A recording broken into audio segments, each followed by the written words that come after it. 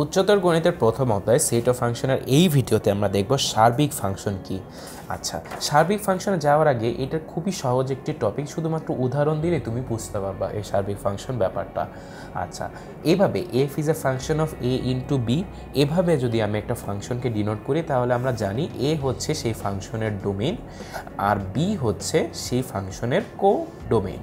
আচ্ছা, এখন আমার কোনো একটা সেট সার্বিক হবে যখন ওই ফাংশনটার রেঞ্জ ইকুয়ালস টু কোডোমেইন হয়, শুধুমাত্র তখনই আমার সেই ফাংশনটাকে আমি বলবো যে সেটা একটি সার্বিক ফাংশন।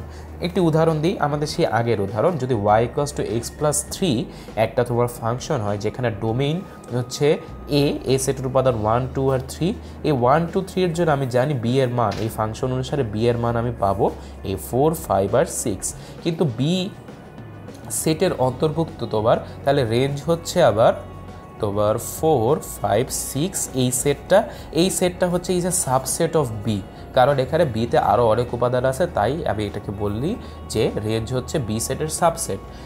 কিন্তু এখন আমার বি সেটটা যদি একদম রেঞ্জের সমান হতো, যদি আমি বলতাম যে বি সেটটা হচ্ছে একদম রেঞ্জের সমান, সেক্ষেত্রে আমি এই ফাংশনটাকে বলবো যে তখন এটা সার্বিক ফাংশন। তাহলে সার্বিক ফাংশনকে যদি আমি একটু চিত্র দিয়ে প্রকাশ করি, ধরো এইটা হচ্ছে আমার ডোমেইন, এইটা হচ্ছে আমার রেঞ্জ, ঠিক আছে? তাহলে ধরো ডোমেইনে আবার এবিসি আছে, রেঞ্জে হচ্ছে ই এফ জি এইচ আছে, এর জন্য ই পাচ্ছি, বি এর জন্য এফ পাচ্ছি, সি এর জন্য জি পাচ্ছি। এখানে রেঞ্জে একটা উপাদান তোমার বাকি আছে, মানে সরি, এটা যদি কোডোমেইন হয় তাহলে এখানে তোমার কোডোমেইনে একটা উপাদান বেশি আছে, মানে range is a subset of codomain. সেই ক্ষেত্রে আমার ফাংশনটা তোমার সার্বিক হবে না।